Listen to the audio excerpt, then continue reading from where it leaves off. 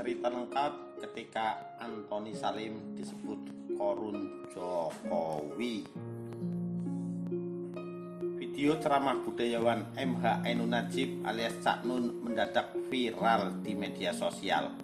Dalam cuplikan video tersebut, Cak Nun menyebutkan beberapa orang di Indonesia sebagai Fir'aun, Haman, dan Korun. Karena Indonesia dikuasai oleh Fir'aun yang namanya Jokowi, oleh Korun yang namanya Antoni Salim dan 10 naga, terus Haman yang namanya Luhut, sebut Cak Nun dalam cuplikan video tersebut. Dikutip Minggu 22 Januari 2023. Negara kita sesempurna dicekal oleh Fir'aun, Haman, dan Korun. Itu seluruhnya sistemnya, seluruh perangkatnya, semua alat-alat politiknya sudah dipegang mereka semua, dari uangnya, sistemnya, sampai otoritasnya, sampai apapun tambahnya. Salah satu pernyataan yang menarik, Cak Nun menyebutkan Antoni Salim dan keberadaan 10 naga, bukan 9 naga yang keberadaannya cukup populer. Sebagai informasi, Antoni Salim adalah pemilik Salim Group yang terkenal memiliki bidang usaha pangan yang menguasai pasar Indonesia. Beberapa merek terkenalnya adalah Indomie, Supermie, Sarimi, Bogasari, Bimoli, hingga Indomaret. Maka dari itu tidak heran bila Salim memiliki harta kekayaan sebesar 7,5 miliar US dollar, sekitar 113 triliun rupiah. Angka kekayaan tersebut sukses membuatnya menyandang predikat orang terkaya kelima di Indonesia versi Forbes. Usaha yang dirintisnya adalah warisan dari bapaknya, pengusaha besar Indonesia bernama Lim Shul Yong atau Sudono Salim. Salim memulai bisnis di sektor impor barang dan menjadi pemasok barang tentara. Berkat hal tersebut, Lim berkenalan dengan mantan Presiden kedua Indonesia, Soeharto. Keakrabannya dengan Soeharto membawa berkah bagi Lim, sebab sering terjadi simbiosis mutualisme. Soeharto yang melindungi Salim mendapat uang dari hasil bisnisnya yang makin makmur.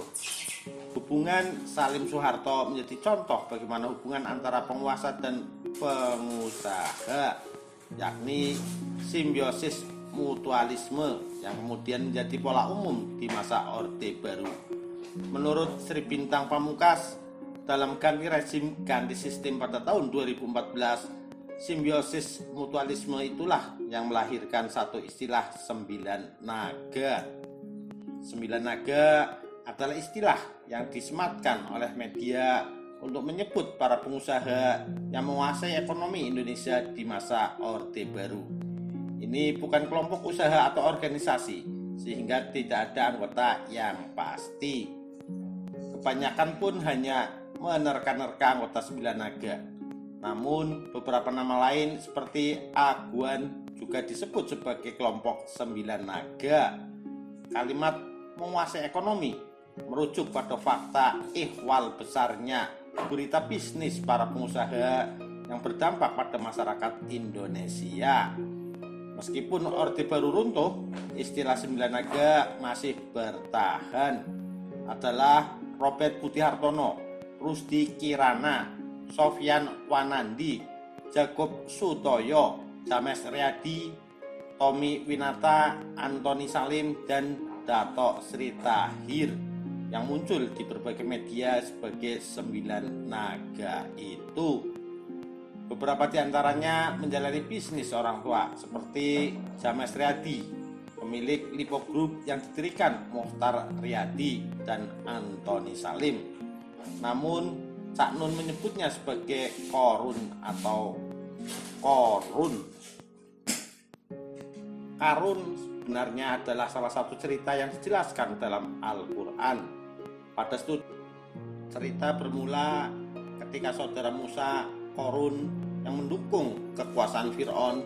Berkat mendukung Fir'aun, dia mendapat banyak harta dan dalam sekejap menjadi kaya raya.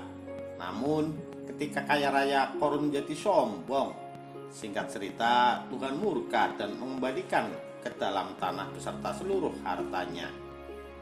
Saat ini orang dapat berargumen bahwa untuk perkembangan manusia dan kondisi kehidupan yang baik, mengejar kekayaan tertentu diperlukan. Dengan menempatkan contoh Korun, kita diingatkan bahwa harta merupakan kendaraan menuju kebaikan, sekaligus beban itu dapat menyesatkan pemiliknya. Ucapan Cak Nun itu hanyalah pendapat dan spekulasi pribadi. Faktanya, orang-orang yang termasuk 9 naga itu tidak bermain politik dan banyak juga yang fokus pada kegiatan filantropis.